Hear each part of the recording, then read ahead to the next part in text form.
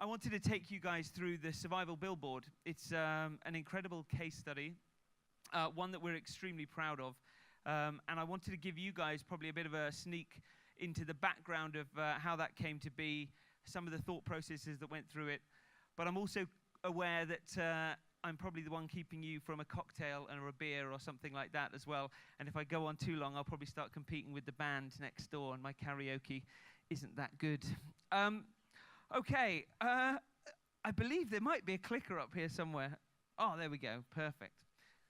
Hands up, because I want a quick straw poll. How many of you guys are gamers in the room? If you played a mobile game or console or anything like that, brilliant, okay. I guess the thing that we needed to get our heads around on this particular brief was the fact that you guys are a unique bunch.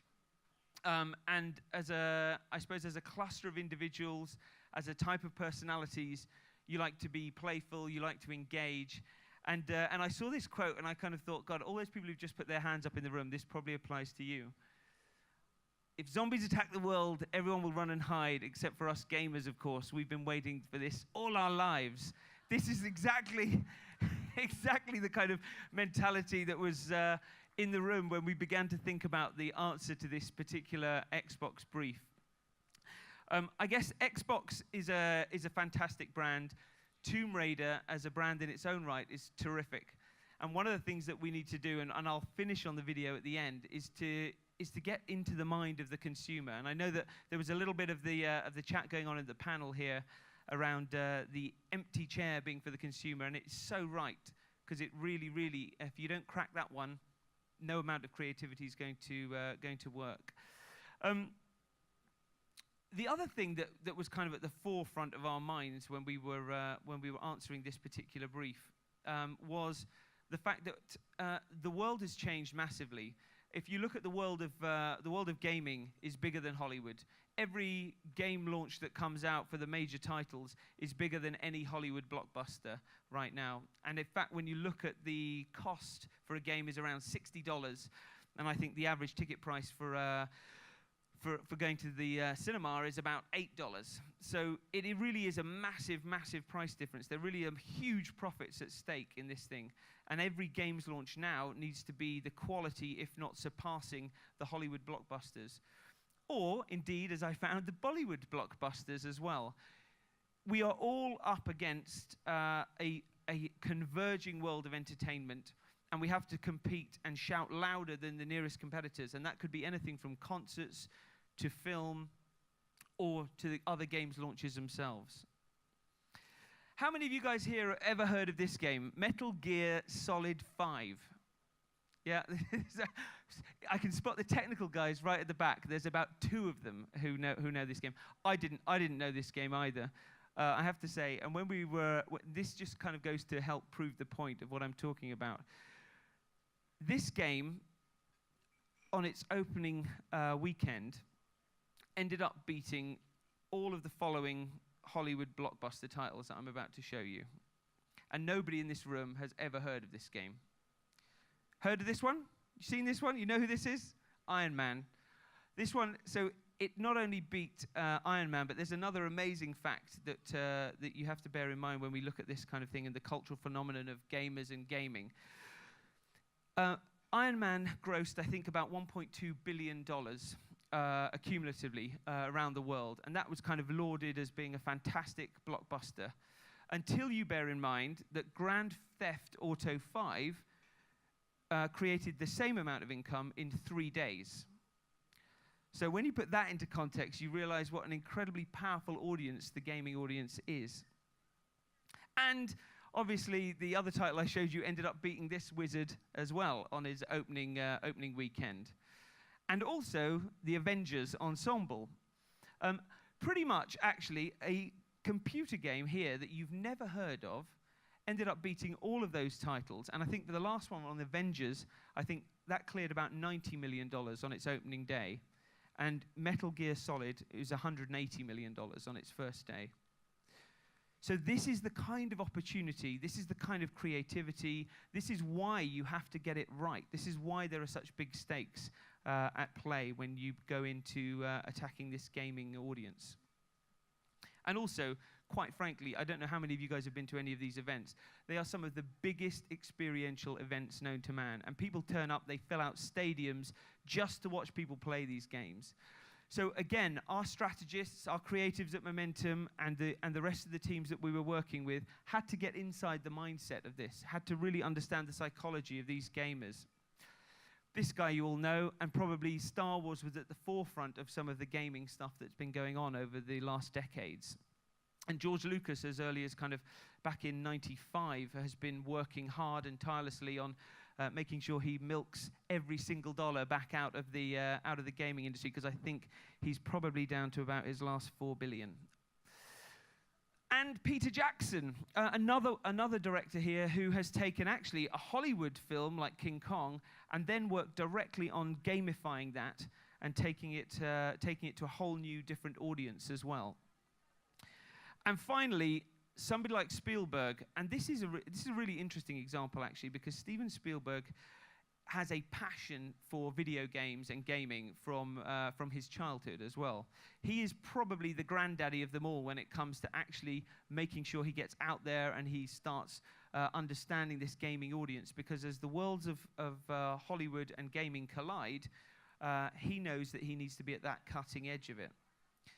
And actually, I managed to find just through Google a few of these shots. This is him back in the 70s.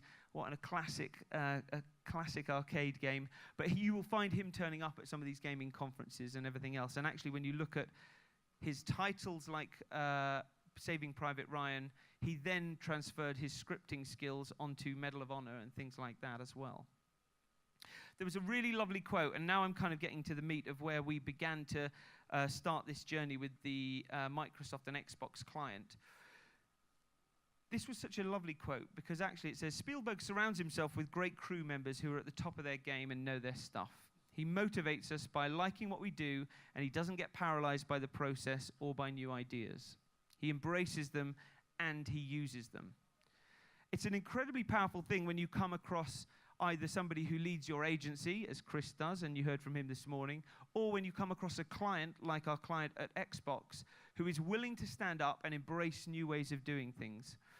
And actually, the great thing was, we had a client who trusted us as World Group, as Momentum, and with our sister agencies of MRM, McCann, and Kraft, to curate this incredible idea on Xbox. But I'll be honest with you, there are always challenges and learnings, and for those of you in the room as well who are working in this industry, extremely short timelines, although not as short sometimes as I'm sure some of you are working to, as I learned over lunch as well with some of you. Also working with a new integrated team.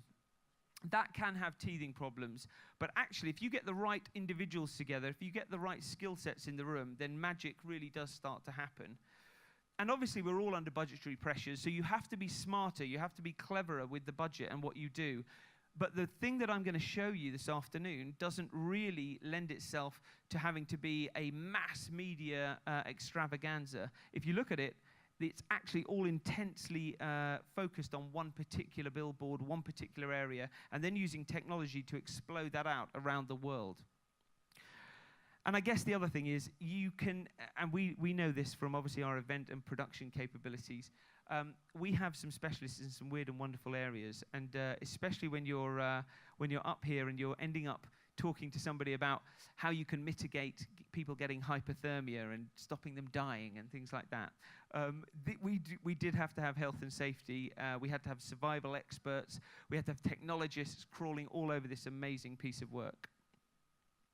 So the brief, in a nutshell, from the client: create a globally reaching moment in time to mark the launch of Tomb Raider on Xbox One during the busiest game launch week of the year. Incredibly clustered. How do you cut through? How do you do things in a non-traditional way?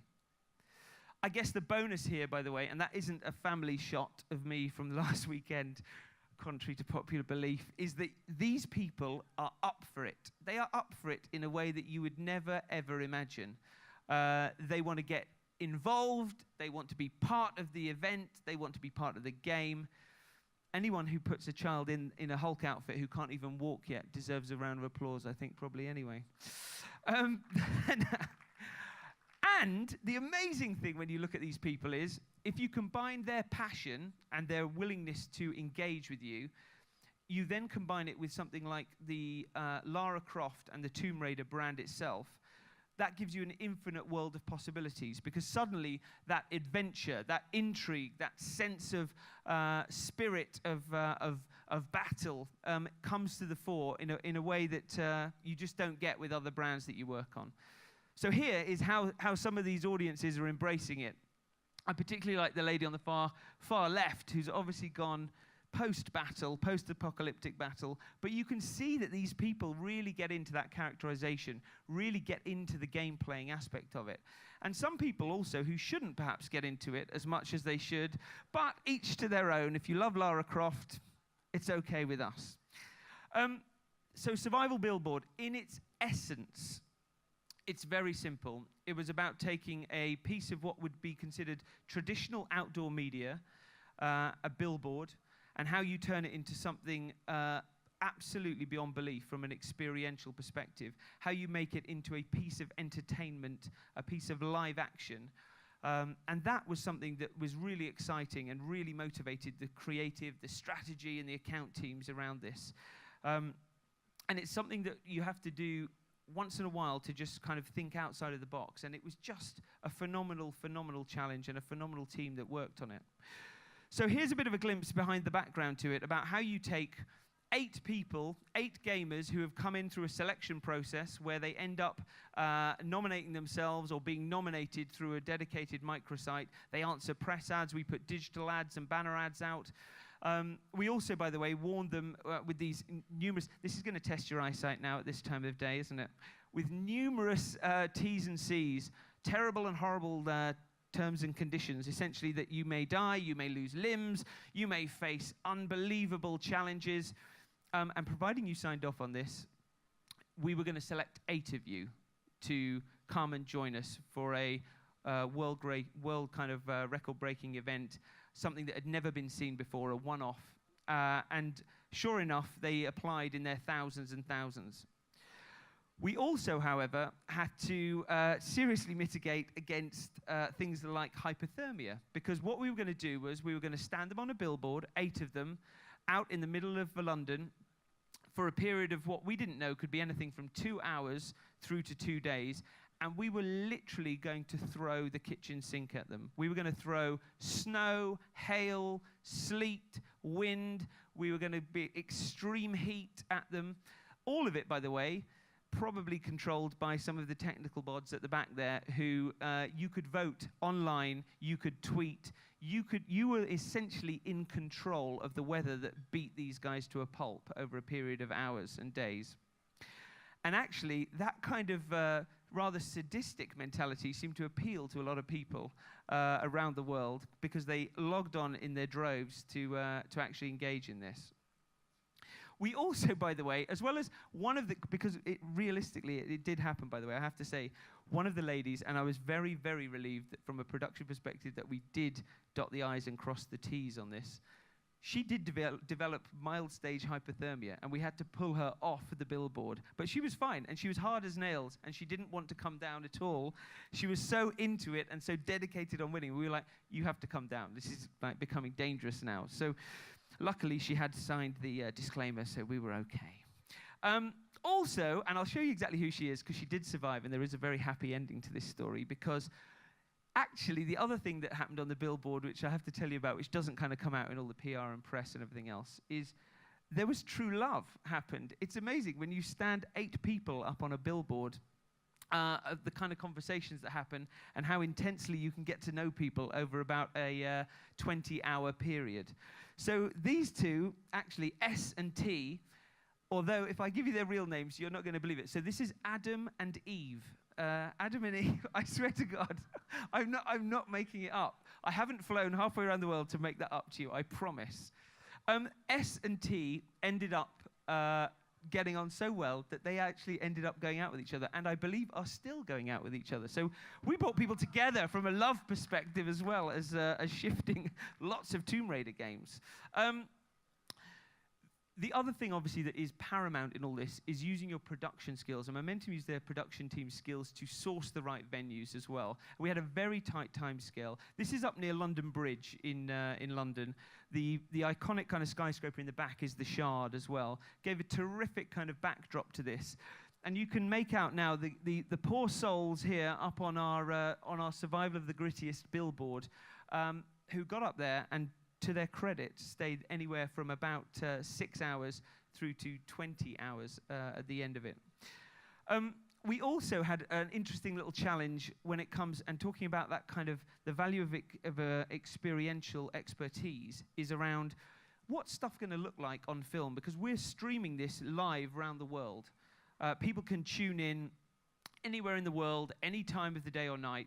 And we got right down to the brass tacks of what snow looks best up on screen. How do you test that kind of thing for a start? Well, this is exactly how you test it. Some poor sod at Momentum, who probably hasn't filled in their timesheets for me that week, had to get up on a billboard and ended up getting bombarded with a load of different kind of snow. And we tried hundreds of different types because we wanted to make sure it was credible, made sure that it looked beautiful up on screen as well. So believe me, there's no lacking in attention to detail on this case study either.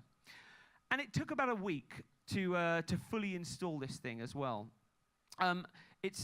Again, it took the expertise of a number of different companies to come together, with Momentum being in charge of the on-site activation and production of this entire event, to make sure that we were streaming it live around the world, to make sure that the broadcast media were there, to make sure the press media were there, to make sure that this was actually being followed online, and that actually, again, the scenario is here that everyone could jump off conceivably after 2 hours. And then what do you do with the rest of the 48 hours worth of content that you've got?